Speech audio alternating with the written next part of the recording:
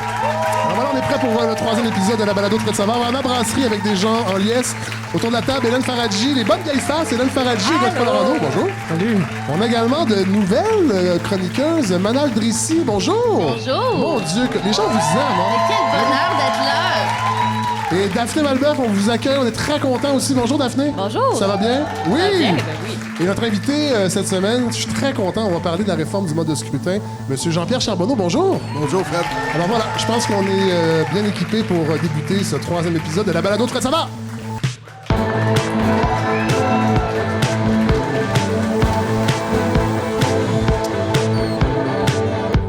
Alors, je vais pas faire de flonflon pour commencer. La semaine passée, j'avais remercié les gens, tout ça, pour les bons commentaires. On en reçoit énormément, beaucoup, mais je veux commencer tout de suite avec le sujet de la semaine parce que c'est quand même important.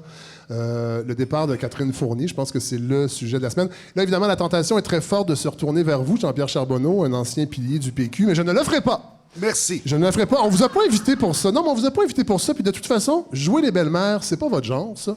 J'aime pas particulièrement Non, ça. et de toute façon, j'ai jamais aimé ça, moi, ce terme-là, belle-mère, quand on parlait des anciens chefs du PQ qui venaient commenter, critiquer un peu ce qui se passait. On aurait toujours dû dire beau-père. C'est très misogyne, belle-mère, comme si les belles-mères étaient pas fines. Hein? Je quitte de ce pas. Puis aujourd'hui, en plus, avec toute la reconfiguration des relations amoureuses, il y a de moins en moins de belles-mères. En fait, on est en couple ouvert, alors on a toutes sortes de personnes fluides. Donc, Catherine Fournier, 26 ans, celle qui incarnait le renouveau du souverainisme et qui incarne maintenant le renouveau du cynisme en politique, quitte le PQ après 8 ans de militantisme. Surtout, elle quitte le parti 5 mois seulement après avoir été élue sous leur bannière.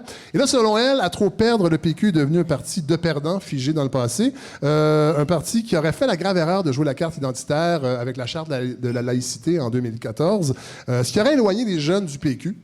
Je pense qu'elle a raison un peu là-dessus. Elle ne croit plus en la transformation du parti. Elle y a milité pendant 8 ans quand même. Je pense qu'on peut lui faire confiance là-dessus.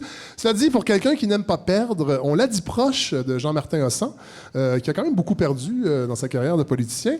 Là, il faut dire que la machine à rumeurs tourne à fond autour de lui, puisqu'on a appris que Jean-Martin avait réservé le nom Option Québec auprès du directeur général pour une éventuelle fondation d'un nouveau parti. Alors là, le suspense est intenable. Hossan, qui est plutôt discret depuis sa défaite électorale aux dernières élections. Et là, Pascal Bérubé, vous l'avez vu cette semaine, chef intérimaire du Parti québécois, le cherchait cette semaine sur les médias sociaux. Les deux en sont venus à une prise de bec plutôt disgracieuse sur Twitter. À une certaine époque, une blague sur le Parti québécois circulait à l'effet qu'il suffisait d'enfermer des péquistes dans une pièce et leur lancer un calendrier pour que la chicane pogne. Maintenant, il suffit d'enfermer des péquistes pour que la chicane pogne.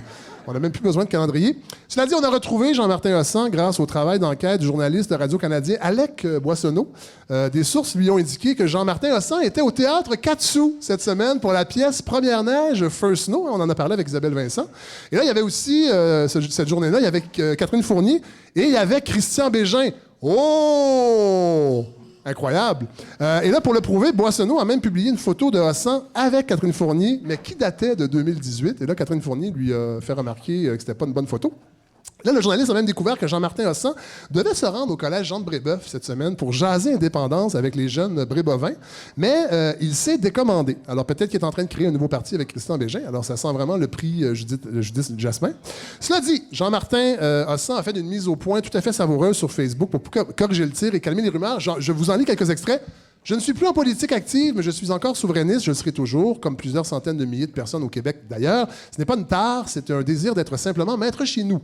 Cela dit, je n'ai pas hypnotisé Catherine Fournier pour qu'elle prenne la décision de siéger comme indépendante. Par contre, oui, c'est moi qui contrôle Mesmer à son insu. Je fais ça quand même, c'est drôle. Contrairement à ce que laissent entendre ceux qui semblent connaître mieux que moi mes projets, je ne suis pas en train de créer un nouveau parti politique. Ça, il l'a dit cette semaine, donc on peut arrêter les rumeurs. Je devais participer ce midi à une discussion avec des étudiants du Collège Brébeuf, mais j'ai malheureusement dû annuler pour combattre un virus ou une intoxication alimentaire. Là, on n'est pas dupe. Son intoxication alimentaire, c'est clairement un coup des services secrets canadiens qui ont mis de l'arsenic dans son tartare de poulet.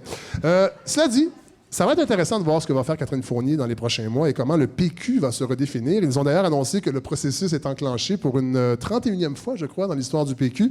Ils vont redéfinir un peu la mission du parti. Sauf que là, il y a deux choses qui ne changent pas. En fait, tout est sur la table, sauf deux choses. l'indépendance du Québec. Le PQ ne reculera pas là-dessus. Et 2, le manque d'humour des militants du PQ. Ça non plus, on ne reculera pas là-dessus. On va pas revenir à l'époque où on avait un petit peu d'humour. L'époque d'André Boisclair, en fait, où de le mettre chef, c'était déjà un signe d'un certain humour. Bon, évidemment, cette autre déconfiture... Ah oui, Godefroy, Mais vous Fred, avez... Option Québec, c'est peut-être un gratteux qui veut lancer, tout simplement. Ça se pourrait. Un petit projet, là. Pour financer un nouveau parti. Oui, peut-être aussi. Mais on passe d'Option nationale à Option Québec, quand même. Alors, peut-être la prochaine étape, ce sera option provinciale. Évidemment, cette autre déconfiture laisse croire qu'on est heureux à Québec solidaire, mais c'est pas si vrai que ça. Contrairement aux apparences, l'inquiétude s'installe chez plusieurs militants de QS qui m'ont écrit, sous le couvert de l'anonymat, des militants qui se demandent qu'est-ce que va devenir leur parti si le PQ disparaît. Là, je voulais un extrait d'un courriel d'une militante. Je vais taire son nom. Depuis qu'on existe, on se bat pour défaire le PQ. Maintenant que c'est presque fait, on ne sait pas trop ce qu'on va faire. Critiquer le fédéralisme, on n'a jamais vraiment ça, et ça risque d'indisposer nos camarades anglophones qui composent presque la moitié du parti. Alors voilà, ça aussi, ce sera à suivre. Oui, cela dit, être un péquiste n'est pas la pire chose qui peut vous arriver cette semaine. Il y a pire. Vous pourriez être un Boeing 737 MAX 8. Vous seriez cloué au sol, comme le PQ, c'est vrai. Blague à part, on salue finalement la décision du ministre des Transports, Marc Garneau, d'interdire au ciel canadien les vols du même modèle d'avion qui s'est écrasé en Éthiopie et en Indonésie un peu plus tôt cette année. Un avion visiblement extrêmement dangereux, puisqu'il est interdit de voler partout dans le monde. Ce qui est étonnant, c'est que le gouvernement canadien ait pris tant de temps pour prendre sa décision. Et là, cela dit, c'est pas si étonnant quand on sait que le gouvernement Trudeau, depuis l'affaire SNC-Lavalin, donne l'impression d'être à bord d'un 737 MAX 8 en train de s'écraser et qu'il n'y a effectivement pas de pilote dans l'avion. Les États-Unis ont dépensé, attention, 6 trillions de dollars depuis le 11 septembre 2001. Ça, c'est un rapport du Watson Institute for International and Public Affairs de l'Université Brown, qui publie à chaque année un rapport qui s'appelle Cost of War et qui, en fait, donne les détails de toutes les dépenses américaines qui ont rapport aux militaires. Alors, c'est un rapport qui dénombre les argents dépensés pour le gouvernement américain pour des opérations militaires partout dans le monde, les dépenses reliées à combattre le terrorisme sur le territoire américain, les dépenses pour les vétérans, pour leurs soins, pour les assurances quand ils en reçoivent, et les intérêts sur la dette des sommes encourues pour renvoyer des soldats dans des conflits. Alors, depuis le 11 septembre 2001, donc depuis un peu plus de 17 ans, le total de dépenses est de 6 trillions de dollars américains. Et là, attention, un trillion dans la langue de Mélanie Joly, c'est un billion en français. Donc, 6 billions, ça équivaut à 6 000 milliards de dollars américains qui ont été dépensés depuis 2001. C'est quand même fou, là. Avec cet argent-là, on pourrait éliminer toute la dette du monde et de toutes les autres planètes du système solaire. Le rapport dénombre que, depuis 2001, il y aurait eu 500 000 morts dû aux opérations américaines. Ça me semble faible comme chiffre, mais c'est les chiffres officiels. Donc, ça fait quand même, pour chaque mort, 12 millions en coût. Moi, je trouve ça cher, quand même, 12 millions par mort. On salue les terroristes, d'ailleurs. C'est souvent artisanal, mais ça revient beaucoup moins cher que 12 millions par mort.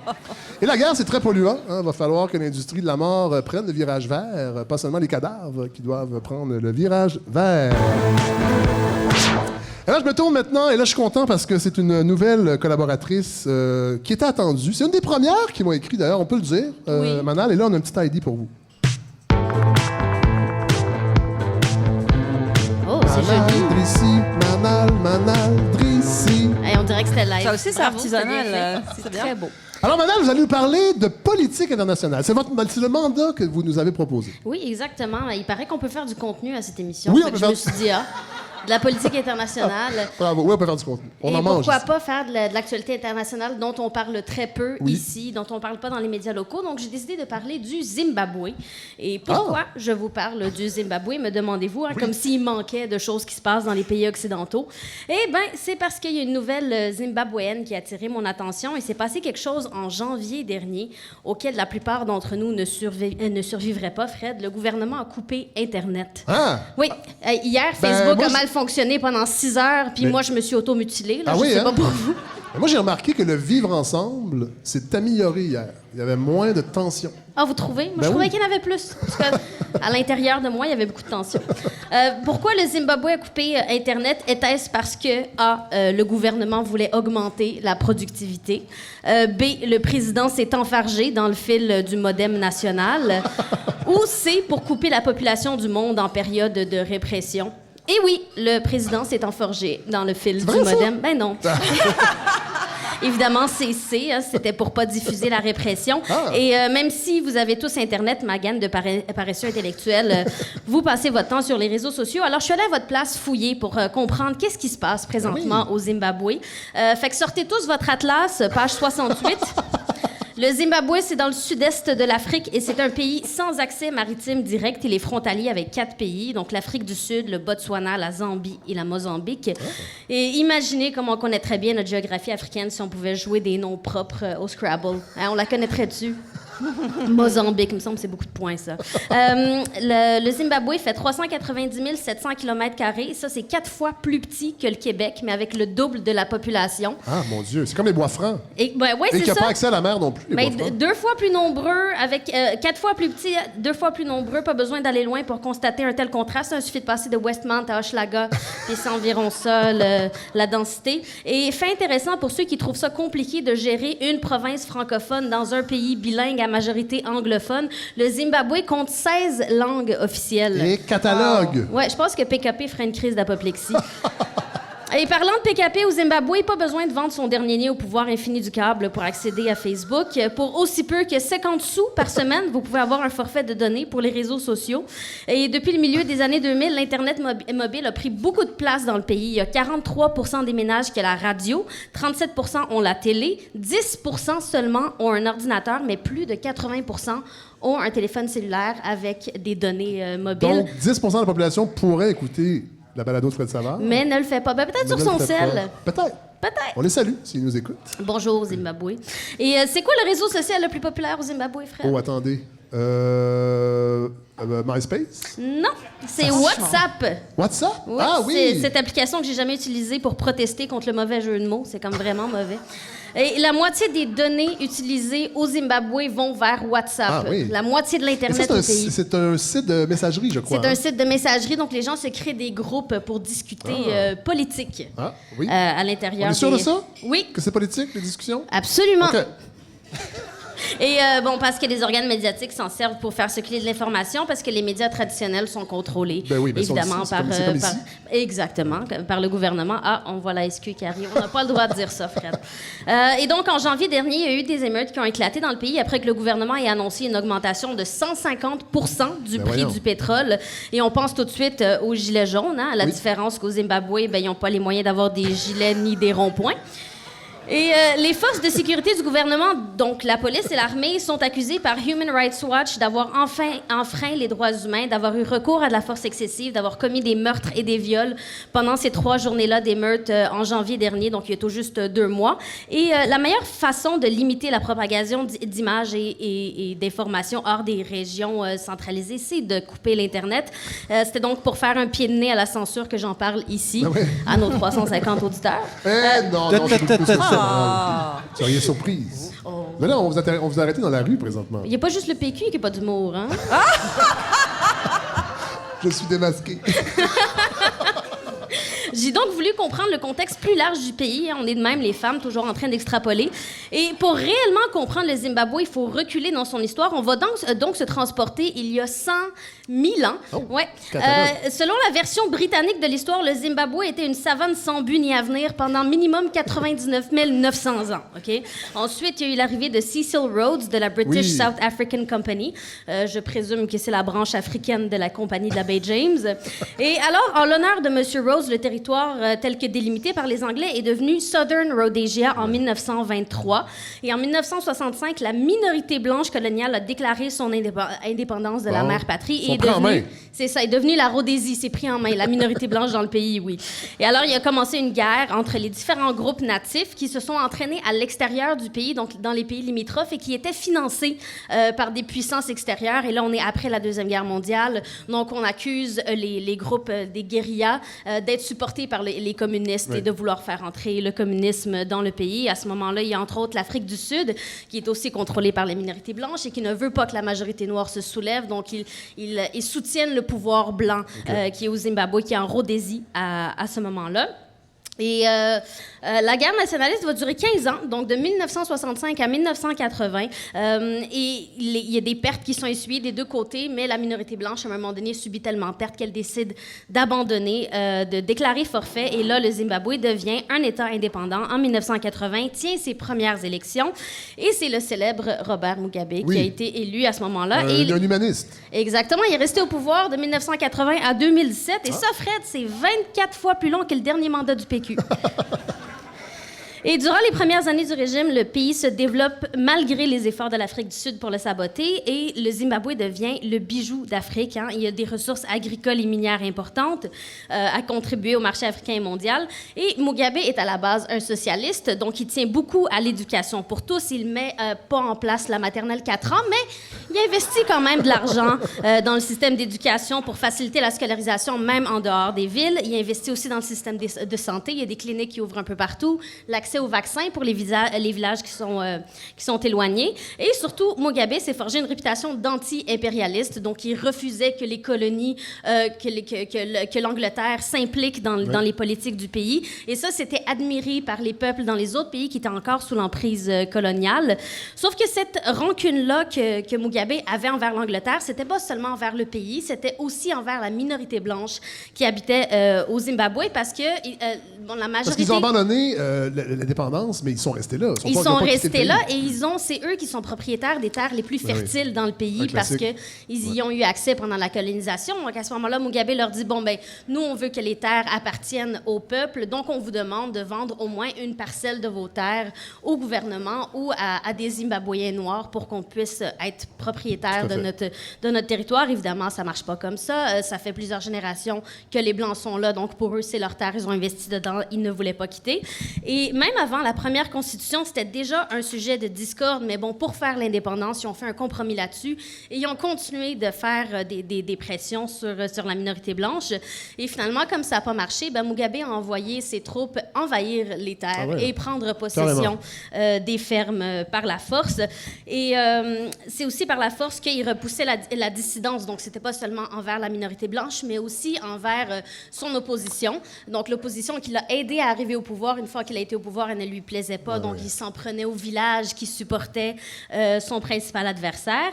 Et de premier ministre, il est devenu président et chef de l'armée en 87. Et là, dans les années 90, avec le trip de pouvoir qu'il a eu, ça s'est transformé en essayer d'avoir des richesses pour son gouvernement plutôt que pour le peuple. Et là, il y a une sécheresse qui arrive, la plus grande sécheresse de l'histoire du pays. Et toutes les récoltes sont ruinées. Il n'y a plus moyen d'avoir d'argent. On est dans la fin des années 97.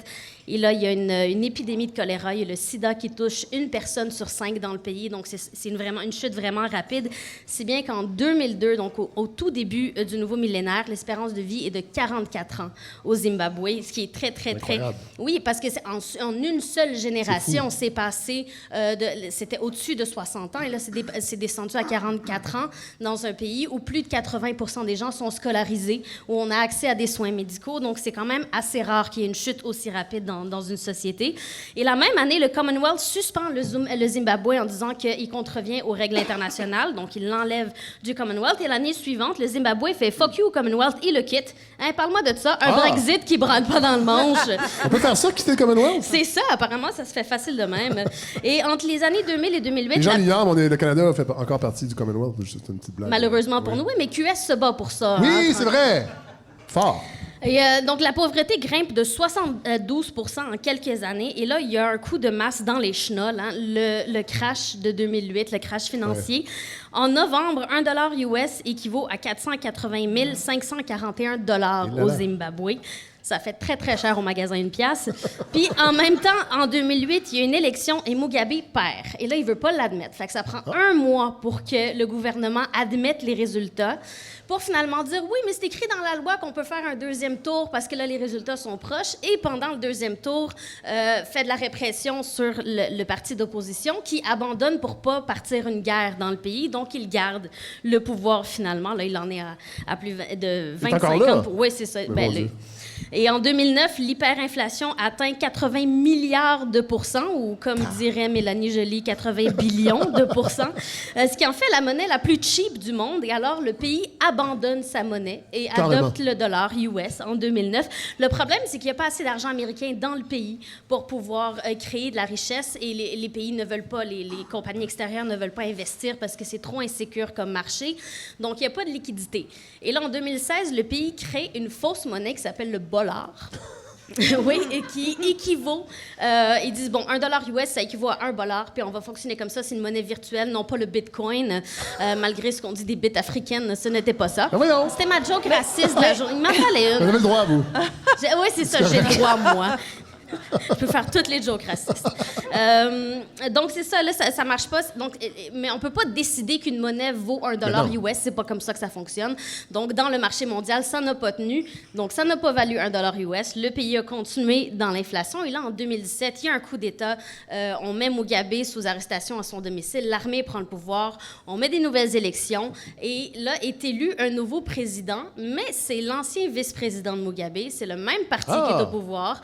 C'est les mêmes généraux qui ont les postes clés. Donc, au final, est-ce que ça a changé quelque chose? Absolument pas. Donc, on continue vers le même chemin d'inflation. Et là, en ce moment, 9 rouleaux de papier toilette au Zimbabwe, ça coûte $18 US environ. Donc, ça va pas... Juste 9? Juste 9, c'est ça. C'est juste en paquet de 9. Ouais. Ouais, mais en même temps, quand tu manges pas beaucoup, en tout cas. Non. Je suis très mal à l'aise. C'est qui cette fille-là, Fred? Je suis extrêmement mal à l'aise. Et bon, comme aux dernières élections, le président a gagné avec 50,8 % des voix. On se demande si c'était une victoire juste, surtout vu l'historique du parti.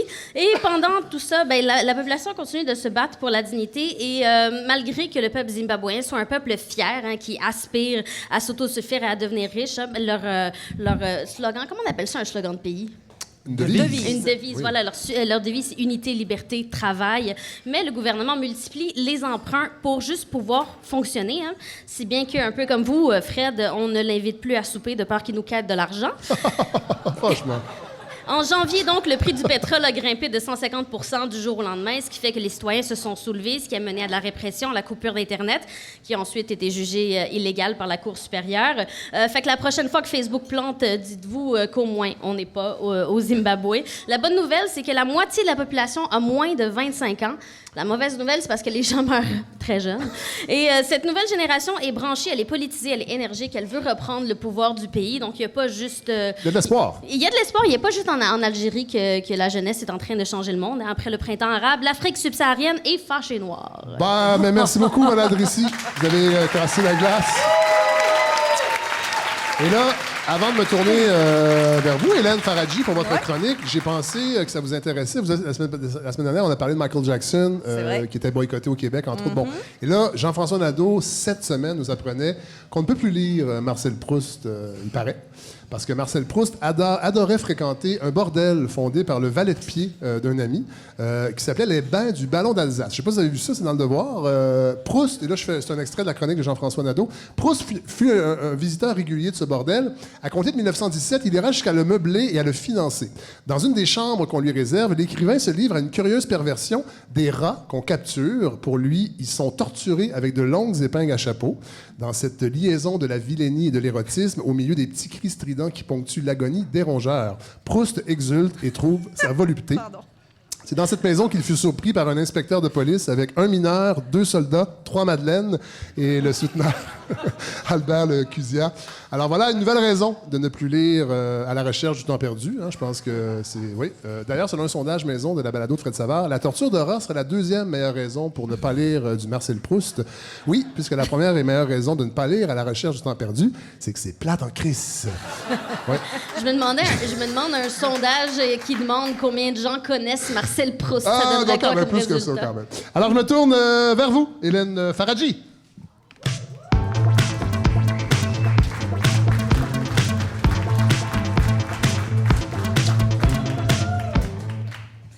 Vous en parliez, Michael Jackson, on a eu R. Kelly aussi, Marcel Proust maintenant, et vous pensiez que le merveilleux monde de la culture allait nous slacker un peu le scandale.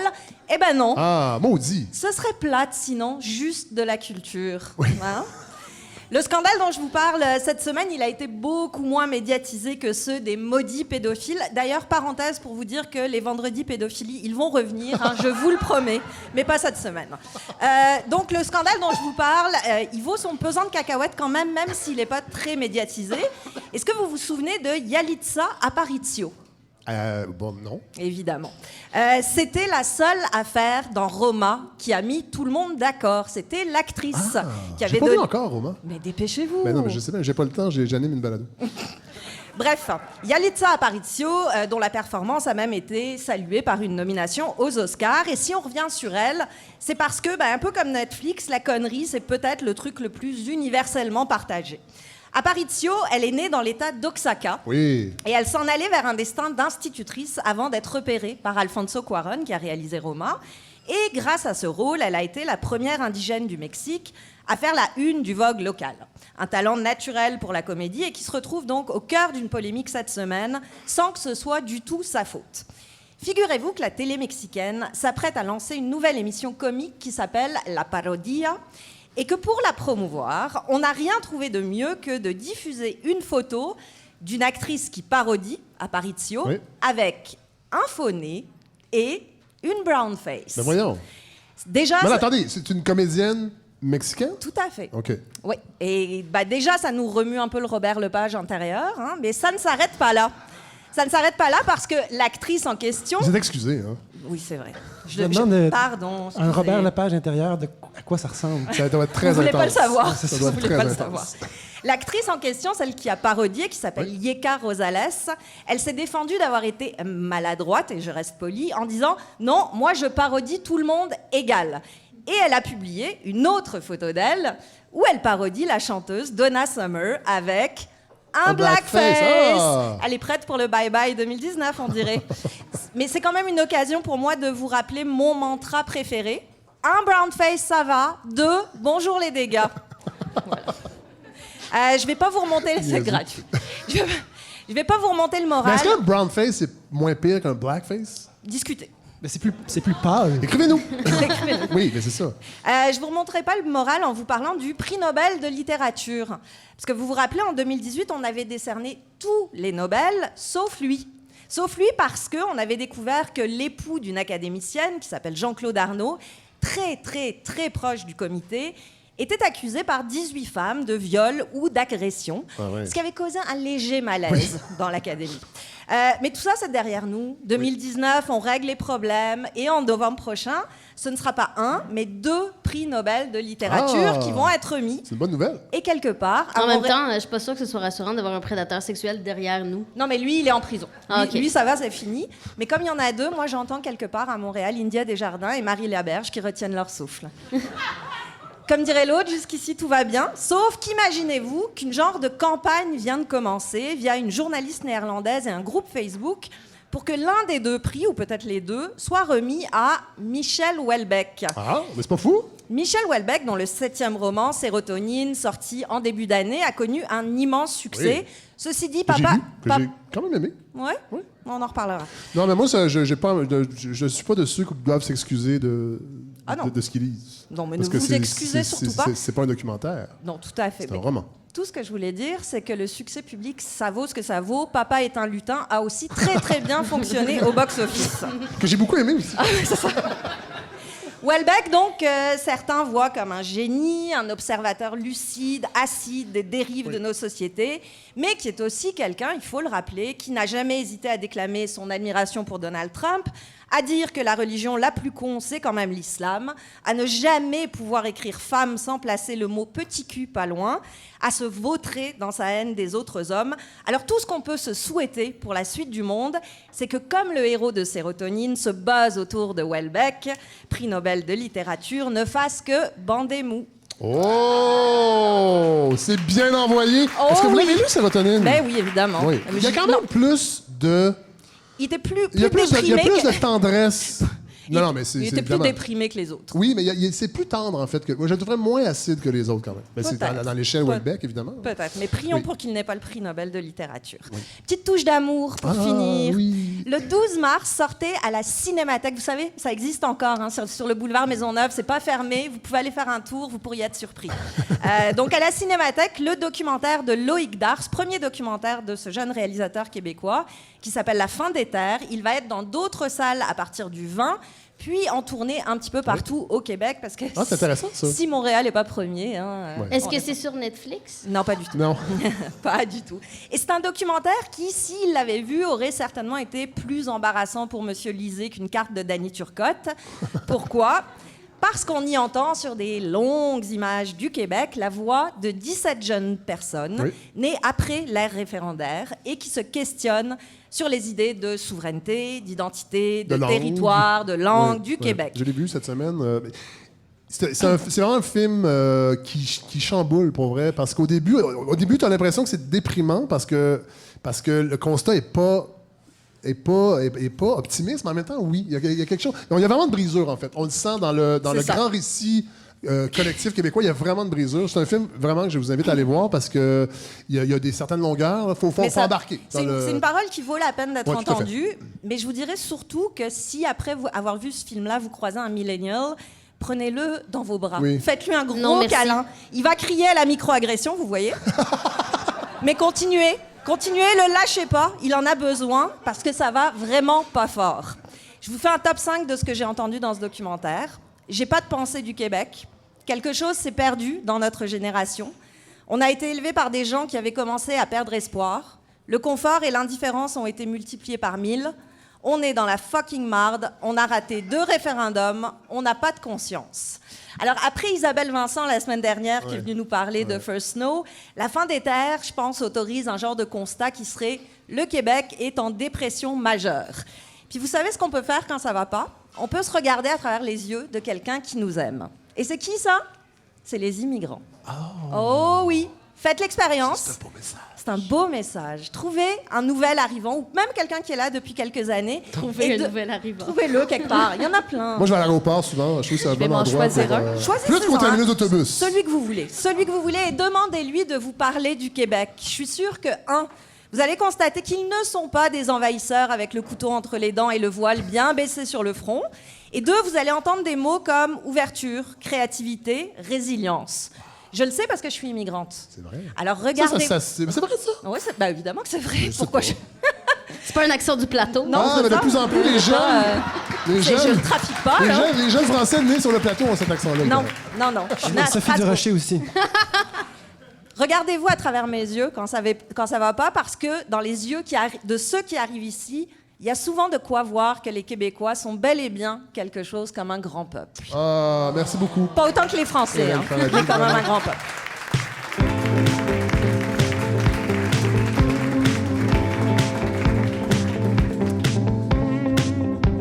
Alors, on va essayer d'être un grand peuple, justement, avec notre invité aujourd'hui, Jean-Pierre Charbonneau. Bonjour, merci d'être là. Merci, Fred. Je voulais que vous veniez à la balado parce que vous êtes président du mouvement Démocratie Nouvelle.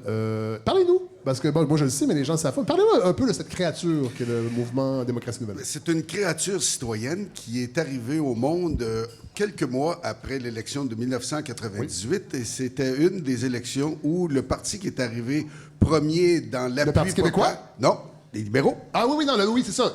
En fait, c'est que les libéraux, le PQ a remporté l'élection. C'est ça, avec une majorité parlementaire très forte. 42,9 C'est ça. Et les libéraux avaient eu 35 000 votes de plus. que le Exactement. Parti 43,6 et Et il était... ils sont retrouvés dans Voilà. l'opposition. Bon. Bon.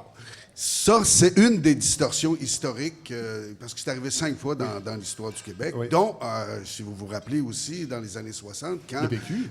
Oui, mais quand les libéraux du Jean Lesage ont été renvoyés dans l'opposition, alors que l'Union nationale de Daniel Johnson avait eu moins de voix... La petite parenthèse de la Révolution tranquille. C'est ça, Oui. et beaucoup moins de voix Oui. que même en 98. Alors là, pour la première fois, parce que ça, ce débat-là, il existe, cette remise en question du mode de scrutin existe depuis 1900.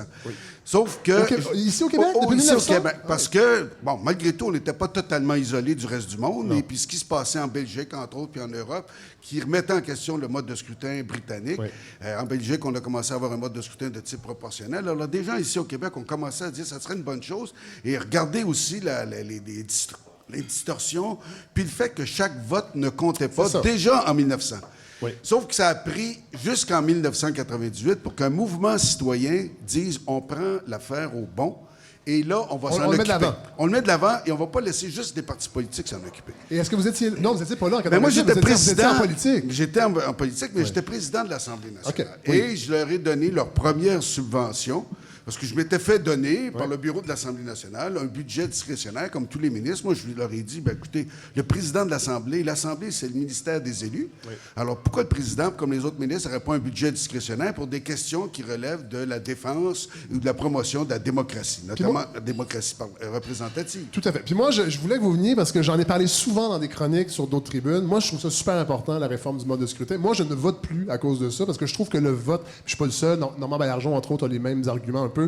C'est qu'on a l'impression que le vote ne compte pas souvent. Ça dépend de où on est dans certaines circonscriptions, mais quand même, il y a une distorsion qui fait que souvent, des gouvernements deviennent majoritaires avec souvent moins de 50, 45 le gouvernement actuellement, on a un parti au pouvoir qui, heureusement, a signé un pacte avec les deux autres partis d'opposition pour réformer le mode de scrutin, mais surtout au pouvoir avec 37 de l'appui populaire, alors qu'il y a à peu près 60 il peut faire ce qu'il veut pendant 4 ans. Il peut faire ce qu'il veut, puis utiliser aussi les règles parlementaires, y compris... Bon, le bâillon, comme avant, n'existe plus, mais il peut...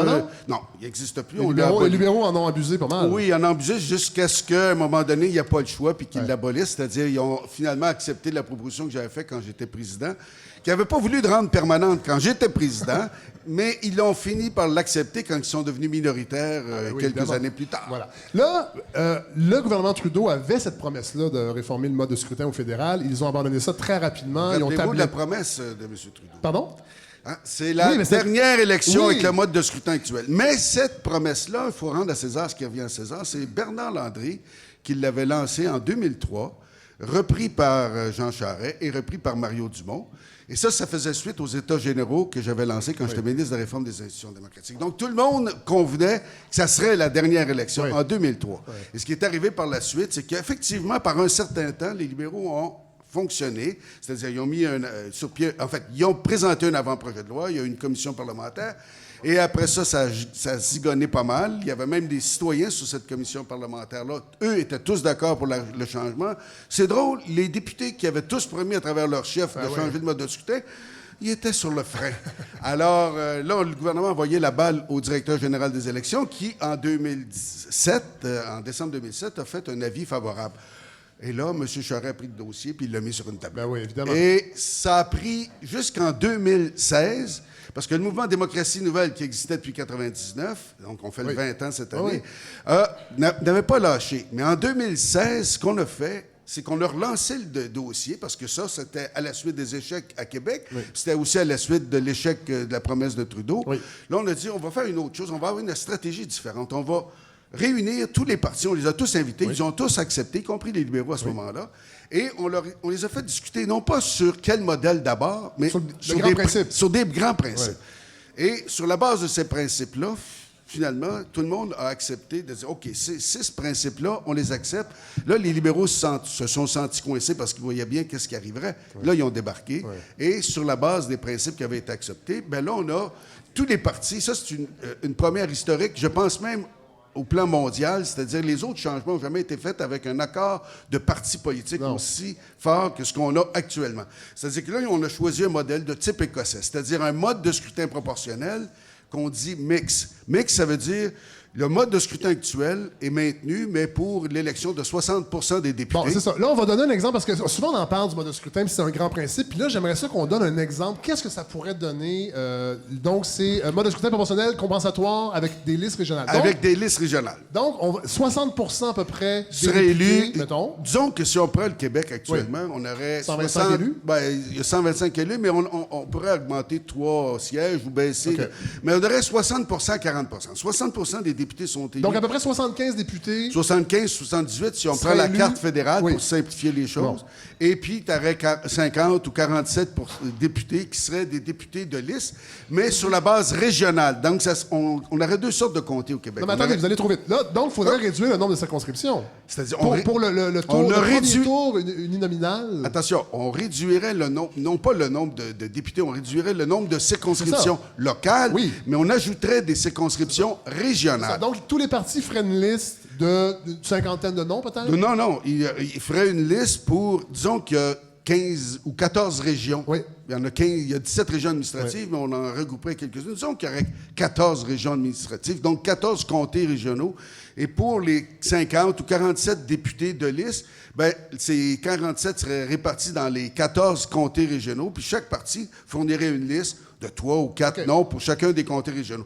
Et là, dans l'isoloir, on voterait pour notre député dans notre circonscription. On peut faire deux choix. On pourrait avoir, et c'est ça les discussions qui sont en cours actuellement, on pourrait décider un seul vote. C'est-à-dire, tu votes ton député comme actuellement, mais en votant pour lui, tu votes aussi pour le parti. Oui. Et là, Et souvent, les gens le disent, c'est que moi, j'aime mon député, mais j'aime pas dans le parti dans lequel il même est. si Catherine Fournier n'est pas d'accord, 95% des gens votent pour les partis, Ben, c'est pas ça. pour les individus, Ils ont tout à y fait. compris pour les plus populaires. Oui. C'est Voilà. vrai. Alors, la réalité, c'est que les gens voteraient donc pour leur député, donc le parti, et en votant pour le parti, ils voteraient pour leur député local, donc circonscription qui serait peut-être plus grande que celle actuelle.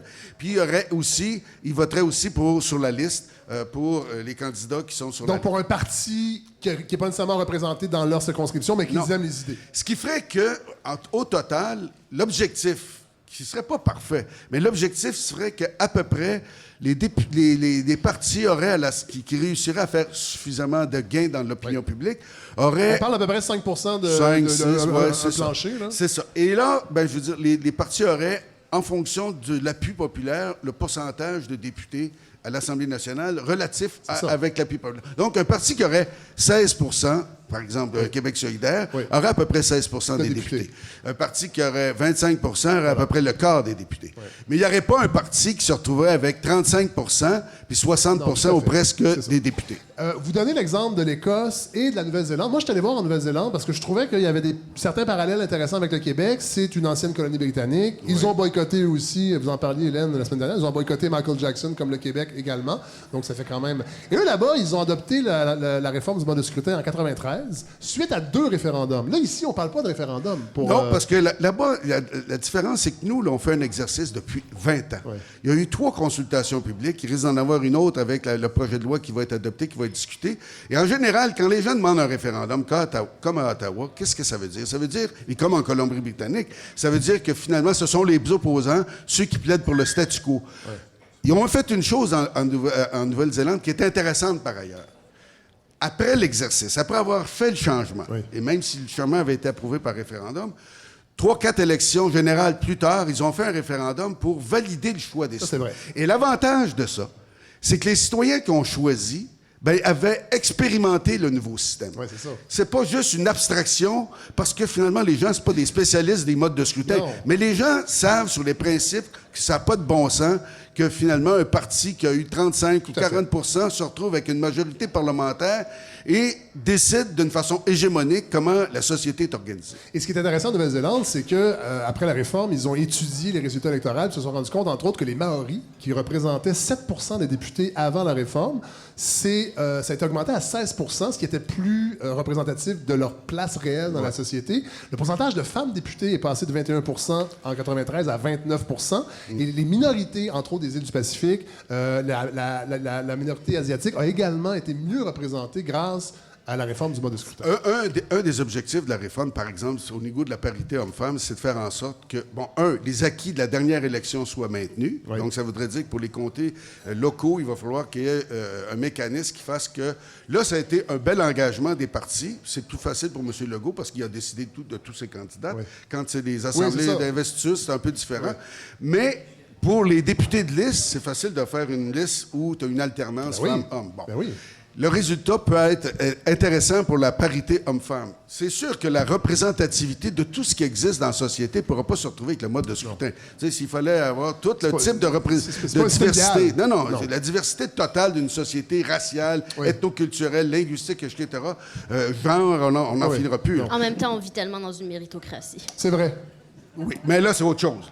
C'est-à-dire que le Parlement, c'est pas un lieu idyllique. Hein? Le Parlement, c'est pas un lieu idyllique, c'est un lieu de représentation. Ça, on le voit bien quand on regarde les travaux en chambre, c'est loin d'être idyllique. C'est ça. Mais on peut peut-être espérer. Cela dit, je veux juste ajouter quelque chose, Fred. Oui. Toi, tu as pris le modèle de la Nouvelle-Zélande. Oui. Nous, on prend aussi le modèle écossais. Pourquoi? Parce que la Nouvelle-Zélande, il n'y a pas de comtés régionaux. Alors qu'en Écosse, oui. Pourquoi?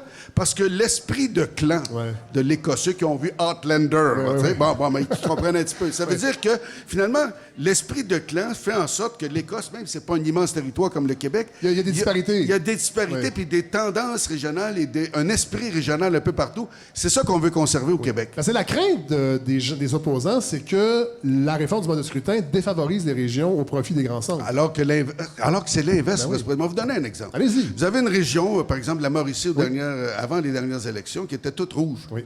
Et pensez-vous que tous les gens aux élections précédentes avaient voté uniquement libéral? Non. Sauf que tu te retrouves... Si son sein d'esprit, non. Non. Alors, si son sein d'esprit, non. Et de la même façon qu'aux dernières élections, quand tu regardais la carte électorale, le soir des élections, au poste de télévision, le lendemain des médias, c'était tout bleu pâle. Oui. Tout le monde n'a pas voté bleu pâle, puisqu'il y en a 65 qui ont voté contre la CAQ. Oui. Le résultat, c'est que tu te retrouverais dans des régions avoir une pluralité de la représentation. Oui. Ça veut dire que dans chaque région, tu aurais des gens de différents partis. Qu'est-ce qu'ils seraient obligés de faire, eux autres?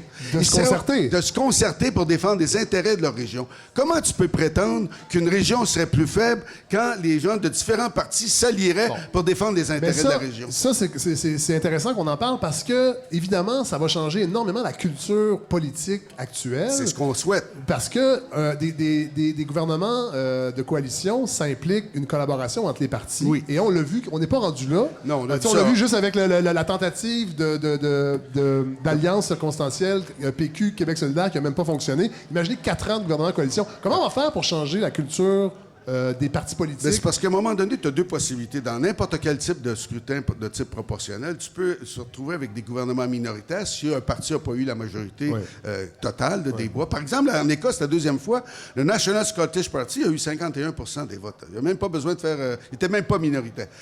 La fois précédente, il a fait coalition avec un autre parti. Alors, en général, ce qui s'est passé dans le monde occidental, c'est que tranquillement, les gens se sont rendus compte que plutôt que d'avoir des gouvernements minoritaires, c'était préférable de développer une culture de coalition, parce que c'est ça que les citoyens veulent et aiment. C'est-à-dire des partis qui collaborent puis qui, à un moment donné, sont capables de mettre de l'esprit de parti de côté puis de dire quel est l'intérêt national.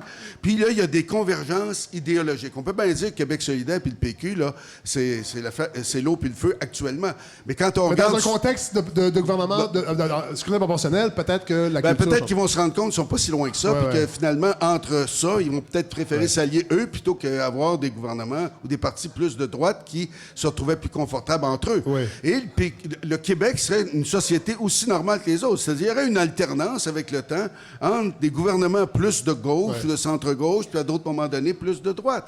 C'est ça, c'est ça que les citoyens choisissent. Non, ça représenterait la volonté. Il y a une autre crainte aussi, et ça, on l'a vu dans certains... beaucoup en Europe, en fait, entre autres avec les gouvernements où le mode de scrutin était proportionnel, c'était l'émergence de partis extrémistes, de partis d'extrême gauche, d'extrême droite, de partis même peut-être religieux. Est-ce que c'est une crainte? C'est-à-dire que, faisons attention, quand on prend cet exemple-là, c'est moins l'Europe qu'on utilise que l'Israël. Oui, Israël. Mais qui est une proportionnelle pure. Oui, mais c'est ça, proportionnelle pure. Personne ne veut ça au Québec, notamment à cause de l'expérience israélienne. Puis c'était aussi l'expérience italienne il y a plusieurs années, et le système italien a été changé. Donc les gens, des fois, quand ils te répliquent, là, ils te sortent l'exemple israélien ou italien. Non, mais je sais. Alors quand ils me disent ça, je leur envoie votre courriel, en fait. Je leur dis, écrivez à Jean-Pierre, il va vous dire.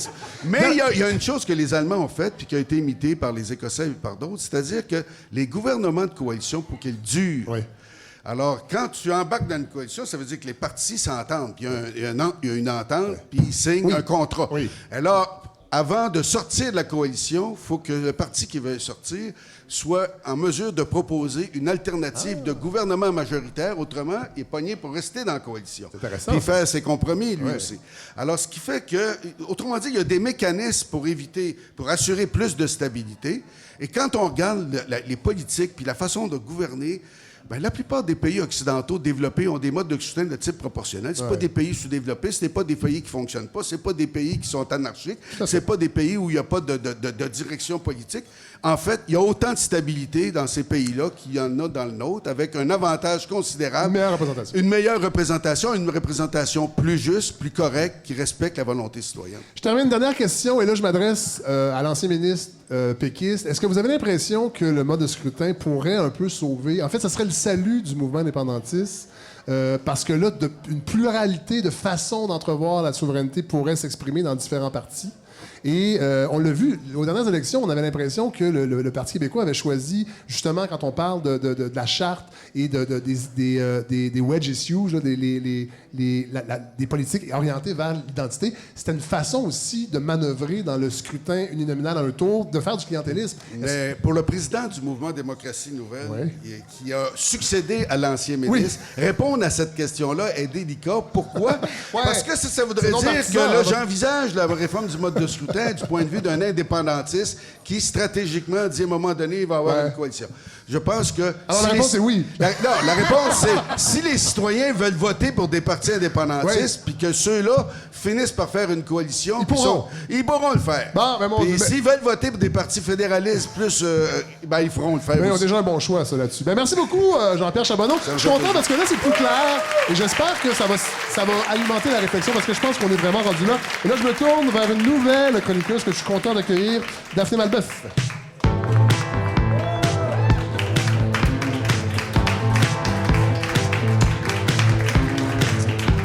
Alors, le monde est petit, Daphné, vous allez nous parler du sport et société, on peut dire ça. Vous avez déjà été la productrice de Jean-Charles Lajoie à la radio, et moi, maintenant, je suis chroniqueur sport et société à la télé avec Jean-Charles, et vous êtes ici à la balado. Alors, le monde est petit, c'est fantastique, tout est dans tout.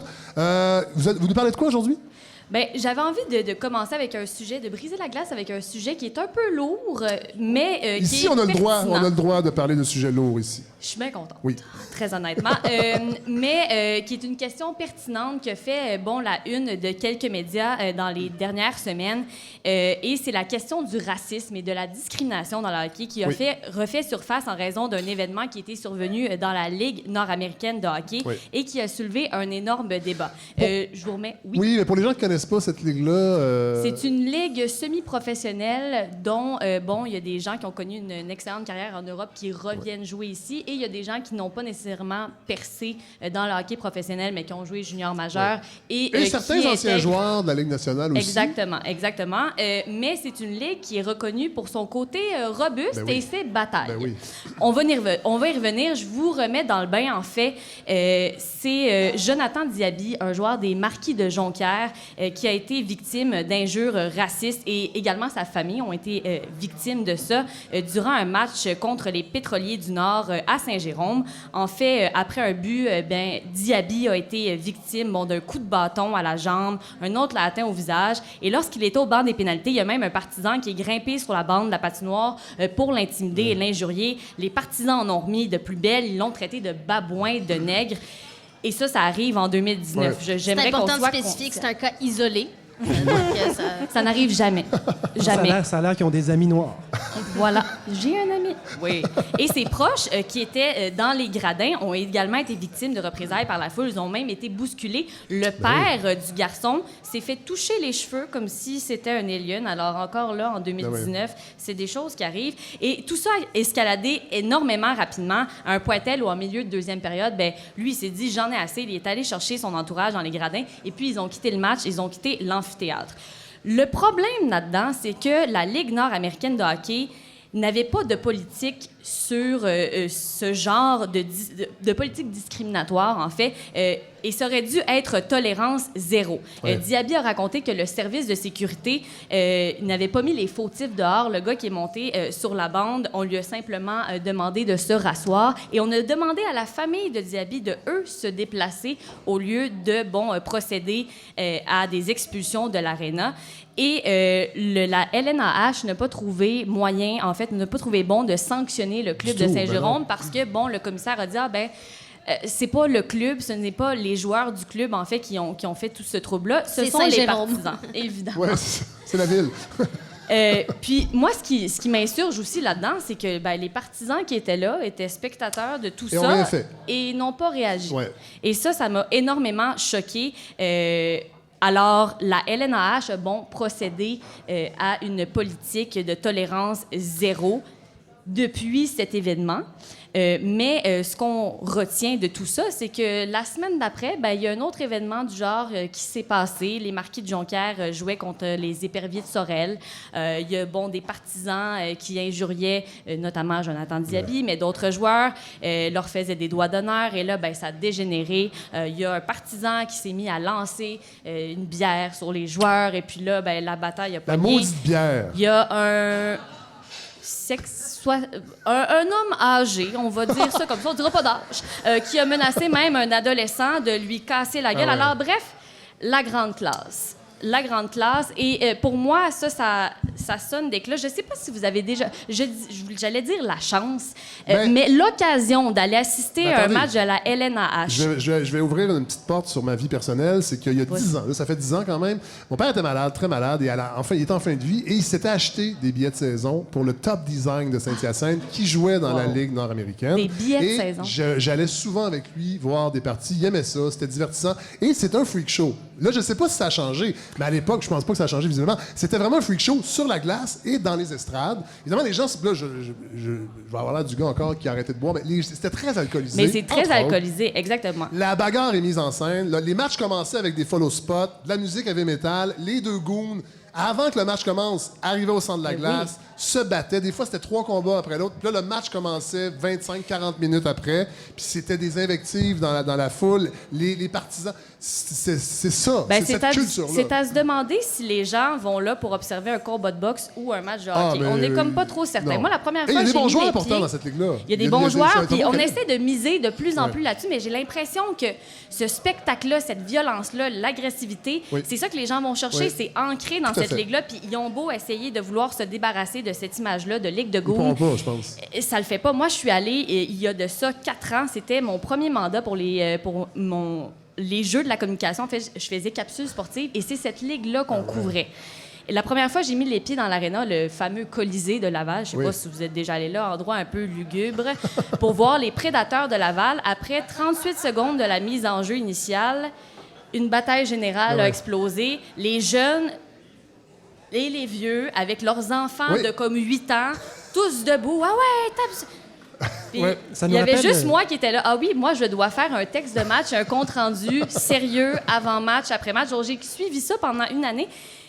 C'est divertissant à quel point, et je me demande à quel point cette ligue-là est encore pertinente en 2019, et surtout avec des événements qui sont arrivés comme ça. Ça semble hors de contrôle, même si on a mis des politiques de tolérance zéro par rapport à la discrimination qui est faite. J'ai pas l'impression qu'il y a vraiment un contrôle qui est exercé dans les arènes. Daphné, ça nous rappelle le documentaire Slapshot. Oui, mais totalement. Puis, il y avait déjà eu un documentaire sur les anciens prédateurs de Laval, qui étaient les Chiefs de Laval. C'est vrai, ben oui. Il y avait eu un documentaire. Écoutez, si vous avez la chance de visionner ça, faites-le pour vrai, pour votre divertissement personnel. C'est complètement ahurissant. Et puis, ils ont essayé, en fait, ils ont changé le nom des prédateurs de Laval parce qu'ils voulaient se détacher de ça, mais visiblement, c'est jamais arrivé. Voilà.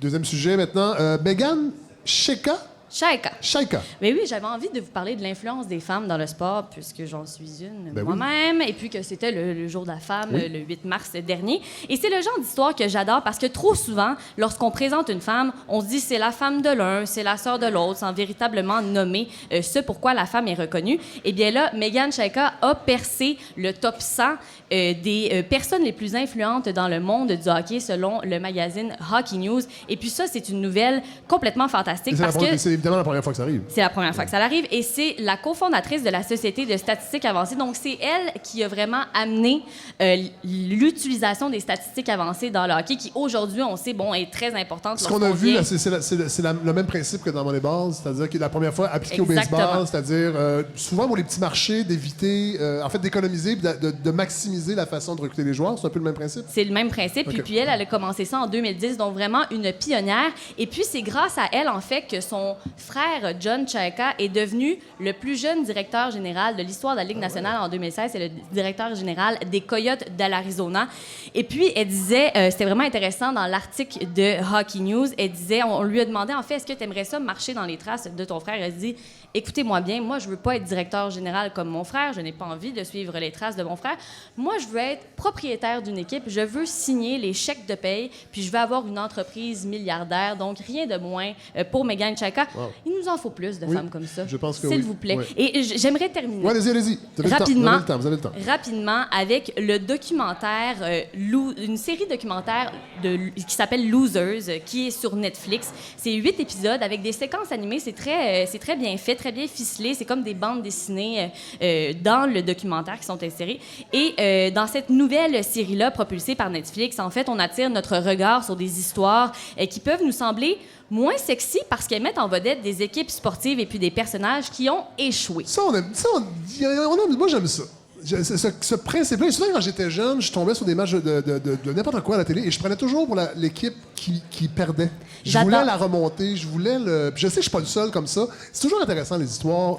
Pas toujours des gagnants, en fait. Et oui, c'est ça. Puis c'est un peu confrontant pour moi qui est journaliste sportif parce que c'est beaucoup les leçons que l'on tire de ces histoires-là. Puis on n'y pense pas souvent d'aller voir les perdants après une compétition parce qu'évidemment, ce qu'on nous demande, c'est d'aller voir la gloire, de glorifier le champion. Et je suis pas le fan de phrases de psychopop à Saint-Saëns, mais lorsqu'on dit « never a mistake, always a lesson », donc jamais une erreur, toujours une leçon, c'est vraiment ça que l'on retient à la fin de chacun de ces 8 épisodes.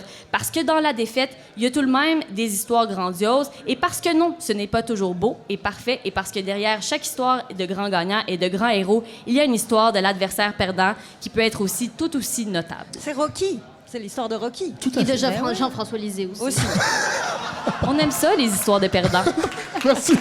Merci beaucoup, Daphné Malbeuf. On va vous retrouver dans quelques semaines. Très content, vraiment, qu'on parle de sport et de façon intelligente dans cette émission. Je suis vraiment content. Et je me tourne, on va terminer ce 3e épisode avec notre dernier chroniqueur, mais non le moindre, Godfrey Lorando. Ouais. Et les gens m'écrivent encore pour me demander si c'est vrai que vous êtes... Et là, c'est drôle, j'en profite parce que Jean-Pierre Charbonneau est là, qui a travaillé au Devoir. Vous avez une carrière de journaliste au Devoir. Vous êtes vraiment le petit-fils d'André Lorando. Il paraît, et en fait, j'ai calculé, là, et je n'ai aucun mérite. Ben non, je sais bien, mais quand même, je pense que c'est important parce que c'est pas tout le monde qui peut avoir un grand-père qui est aussi illustre. Oui, et on partage une passion pour les AVC. Oui. Donc, j'ai très mal à la tête. Alors, si un jour je m'effondre, ça sera mon dernier hommage. Ben, allez-y, c'est peut-être votre dernière chronique. Alors, parlant de chronique, en fait, Fred, j'ai la chance d'avoir un micro à vos côtés depuis quelques semaines, ce qui a révolutionné le monde de la balado. Oui, mais clairement. Je suis, à cause de mon code génétique, condamné à l'excellence. Oui. Mais aussi, mon psychologue dit ça. Ah oui, hein? Oui, il dit je suis condamné. Juste avant de vous remettre la facture. En fait, lui, techniquement, il parle d'une dictature de l'excellence. C'est autre chose. On aura l'occasion d'en parler. Ceux qui me connaissent un peu savent que j'ai... en fait, une formation scientifique à la base. Ah oui, on l'oublie, ça. On l'oublie. J'ai pas mon T-shirt « Je science ». Pourtant, c'est bien mon cas. Et ce que ça fait, en fait, c'est que je considère les informations scientifiques comme étant ce qui s'approche le plus de la vérité jusqu'à preuve du contraire. Ah oui, hein? Tout ça pour dire que la question des changements climatiques, à mes yeux, c'est un problème réel. Et oui, l'homme a un rôle à jouer dans ce développement incontrôlable de la température sur la Terre. Et en fait, ce que ça fait, c'est que je m'intéresse beaucoup aux solutions. Ah, vous êtes en mode solution. Je suis intéressé aux solutions pour éviter d'être en mode dépression. Oui, c'est bien ça. Et en fait... votre psychologue doit être content aussi. Oui, je vous en reparlerai. Je pourrais parler de mon psychologue très souvent. Je l'aime vraiment beaucoup. C'est grâce à lui si je suis là. Alors, en fait, donc, première nouvelle qui est passée la semaine passée, l'AIE, donc l'Association internationale de l'énergie, détermine qu'au moment où on se questionne, nous, comment est-ce qu'on pourrait bien régler le problème des gaz à effet de serre, les États-Unis sont en passe de devenir, en 2021, en fait, des producteurs tellement puissants de pétrole. Depuis les années 2000, en fait, la production a tellement augmenté qu'ils sont en train de dépasser leurs propres besoins et vont devenir des exportateurs nets de pétrole. Ils ont à côté, les chiffres sont pas exacts, mais l'Arabie saoudite, comme producteur de pétrole, c'est pas rien. Et donc, c'est du pétrole propre quand même aux États-Unis. Ce qu'on disait en fait, c'était que le pétrole qui a été facilement accessible pendant une certaine époque. Donc en fait, dans les années 40-50, quand on voulait aller chercher du pétrole, en plantant un gicleur sur ton terrain, tu avais une chance sur 2 que ça sorte. Alors que maintenant, en fait, il faut creuser 2000, 3000, 5000 mètres sous terre pour aller chercher le pétrole de schiste. On doit en fait, je vous épargne l'aspect technique, mais c'est ce boom pétrolier-là d'après les années 2000 qui fait que la production américaine augmente encore aujourd'hui, alors que certains prédisaient le pic de la production pétrolière, et ce n'est pas le cas. Moi, quand j'étais en 6e année, on me disait il y a du pétrole jusqu'en 2005. Bravo. Système public d'école qui était complètement à côté de la traque. Ça arrivera plus avec les maternelles 4 ans. On va le savoir. Pourtant, Fred je vais retourner à la maternelle 4 ans. Et Fred a écouté la première mouture de Passe-Partout. Ça aurait pu compenser. Bref, notre voisin du Sud... Mais je suis capable de sauter dans une feuille de papier puis la fendre en 2. Des belles aptitudes. Oui, des belles aptitudes. Peu de gens sont capables de faire ça. Au ralenti. Donc, on poursuit avec le pétrole. En fait, c'est un peu décourageant de voir que d'un côté, on se pose des questions sur qu'est-ce qu'on pourrait bien faire pour sauver la planète. Et de l'autre côté, notre voisin du Sud, qui est si influent, produit de plus en plus de pétrole. Tout à fait. On n'est pas sorti du bois. Par contre, surtout avec les coupes à blanc qui se multiplient également. Je dois être transparent, Fred. Je vais être transparent. Je suis venu en voiture. Seul. Il aurait pu nous lifter. En fait, d'ailleurs, ça va donner la chronique, il y avait des gars qui fumaient des cigarettes là, qui m'ont vu passer et qui m'ont botché dessus. J'aurais fait la même chose. Oui, c'est parce que si vous étiez encore un fumeur, je on en parlera tantôt. En fait, donc, je suis venu en voiture tout seul. Si j'avais pu trouver une façon de venir ici je sais pas, en utilisant une application quelconque, et puis de dire, moi, je m'en vais à ma brasserie à participer à la captation de la balado de Fred Savard. Il y a peut-être des gens qui se seraient manifestés. On aurait pu venir 2-3 dans la même auto. Saviez-vous, Fred, que ça existe? Le covoiturage? C'est le covoiturage organisé. En fait, Uber a une application qui s'appelle Uber Pool. Et la dernière chose que je veux, c'est faire la promotion d'Uber. Mais sachez que ça existe dans plusieurs villes, à Londres, Paris, San Francisco, même Toronto, si je ne me trompe pas. Et en fait, c'est le même principe qu'Uber. On demande un trajet et un chauffeur qui est dans le coin nous dit « Ça y est, je peux venir, voici le prix à cette heure-ci. » Donc, on s'entend sur un prix. Et après ça, des gens peuvent se greffer au trajet. Donc, plutôt que d'avoir une voiture dans laquelle il y a un pilote, un conducteur et un passager, il peut y avoir 2-3 personnes qui font le même trajet, qui se séparent la facture. Et quand ça sera la fin du monde et que les gens voudront se sauver en covoiturage, ça va coûter 15 000 c'est ça le modèle d'Uber, en fait. Et oui, c'est un modèle, en fait, qui est très, très humaniste, comme on dit. C'est centré sur les besoins de l'humanité. En fait, pour continuer, pour l'implantation d'un projet comme ça à Montréal, il faudrait rénover, dépoussiérer les lois du taxi. Et en fait, la CAQ, semble-t-il, est beaucoup plus proactive que l'ancien gouvernement. Et ce qu'ils ont fait, entre autres, c'est qu'ils ont intégré dans le projet pilote qui permet à Uber d'opérer légalement à Montréal, une deuxième compagnie qui est une start-up québécoise. Alors, je vous mentionne son nom, ça s'appelle Eva, comme le prénom Eva. Et en fait, elle n'est pas encore en opération maintenant, mais ça s'en vient. Donc, on aura le choix de se faire de faire de l'évasion fiscale avec une compagnie locale. Quand c'est de l'évasion fiscale de chez nous, moi, je trouve ça plus intéressant. Comme vous diriez, c'est une évasion fiscale qui est empathique et pleine de bons sentiments. Et en fait, tout ça pour vous dire, encore une fois, que le principal problème de la loi du taxi, c'est tout simplement qu'on n'a pas le droit de s'entendre sur un prix avant que la course commence. C'est ça. Le prix est fixe, le prix est fixé d'avance. Le prix est fixe et en fait, au Québec, tout simplement, on doit absolument tenir compte du kilométrage et du temps. C'est tout. Bon. Alors, évidemment, il va falloir dépoussiérer ça, mais la CAQ veut s'attaquer à ça et ça pourrait être intéressant. Une application encore plus poussée qui existe, développée encore par cette multinationale que je nommerai pas, mais en fait, imaginez l'idée que j'aurais tellement voulu avoir, c'est qu'on veut maximiser le trajet. Et donc, une personne qui est prête à marcher un tout petit peu Oui. ou à se déplacer là, par ses Ce propres qui n'est pas moyens. votre cas, parce que vous êtes venu en voiture. Oui, comme un gros pourri de salle. Ouais. Et donc, ce qu'on peut dire, c'est ben, je suis prêt à marcher 5 minutes. Ouais. Et en fait, ce qu'on fait, c'est qu'il y a un chauffeur, en fait, c'est un algorithme qui détermine le meilleur chemin pour que le chemin fait en voiture soit le plus bref possible, le plus efficace possible, le moins de détours possible et de ne pas aller se prendre dans le trafic. Donc, ça peut vouloir dire, plutôt que d'embarquer devant chez vous sur une petite rue sens unique, vous marchez 3 coins de rue, vous allez Il y a au une coin. affaire qui fonctionne de même, ça s'appelle l'autobus. Ouais. Madame, Quand elle passe. jusqu'ici, je vous aimais bien, mais je serais porté à dire que c'est un raisonnement court et démagogue. Je vous aime déjà beaucoup. Ce que je veux vous expliquer, en fait, c'est qu'il y aurait des moyens qui sont à nos portes. Et donc, j'aurais peut-être pu, avec l'aide d'une application technologique, ne pas venir seul. C'est vrai? Oui. Ça aurait été intéressant. Mais j'ai pas pu. Pour votre vie sociale. Alors, aussi. j'ai fait l'équivalent d'égorger des phoques à main nue et je suis venu ici en voiture. Fred, tout le temps de mon exposé, je voyais que vous m'écoutez moins que d'habitude et je sais pourquoi. Ah? Je sais pourquoi. C'est parce qu'on a terminé la dernière fois, la semaine passée, pour ceux qui ont entendu Qui a entendu la balado de la semaine passée? Oh, pas tant de gens quand même. On va faire comme Brou. À chaque début d'émission, on va dire qui est déjà venu. Ce que je voulais en venir, ce à quoi je voulais en venir, c'est qu'en fait, j'ai terminé en faisant une petite blague. J'ai dit, Fred, que en lien avec la Cour d'appel qui a stipulé que les grands cigarettiers canadiens devraient dédommager les victimes du tabac à hauteur de 17 milliards de dollars. Oui. Ça, c'était la nouvelle de la semaine passée. Le jour de la femme, je vous annonçais ça. Oui. Et en fait, je vous avais dit que vous seriez peut-être éligible à cause de votre mauvaise haleine chronique d'aller chercher un peu d'argent. Toujours drôle. Et les gens ont ri. Ils sont pas bons. Les gens ont ri. Voilà. Mais les gens souriaient, mais je me suis senti mal toute la semaine et je dois clarifier les choses. Okay? Premièrement, c'était une blague. Oui. C'était une blague. Donc, il n'y a pas de recours possible contre les cigarettiers si vous souffrez de mauvaise haleine chronique. Et deuxième volet de ma blague, parce que je suis condamné justement à l'excellence et à plusieurs niveaux, vous ne sentez pas mauvais de la bouche, Fred, pas du tout. On devinera que c'est Hélène qui a tiré la courte paille aujourd'hui. Effectivement, Hélène est plus près de vous, Fred. Par contre, même si vous aviez souffert du cancer, par exemple, je rappelle là, que si vous aviez été dans le recours collectif et que vous aviez attrapé un cancer lié au tabagisme, c'est 250 000 que les compagnies canadiennes de tabac étaient condamnées à vous payer par le plus haut tribunal québécois, la Cour d'appel.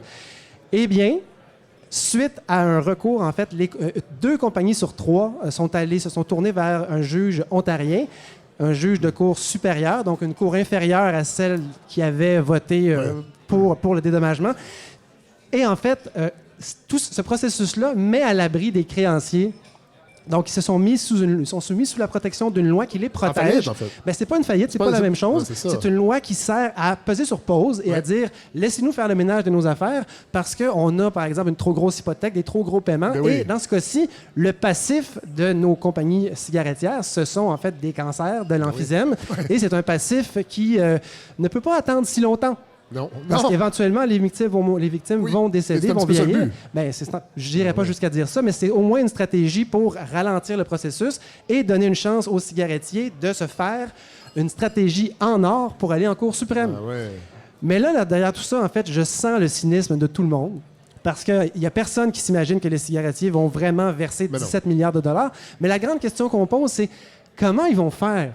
C'est quoi le truc? Comment ils vont faire cette fois-ci pour ne pas payer alors qu'un premier juge a émis un jugement et 5 juges unanimement en cours d'appel ont été d'accord avec ça? Comment ils vont faire, God? Comment ils vont faire? En fait, j'ai lu la revue Droit Incorporé. Et oui, c'est une revue sur le web très intéressante, spécialisée en droit.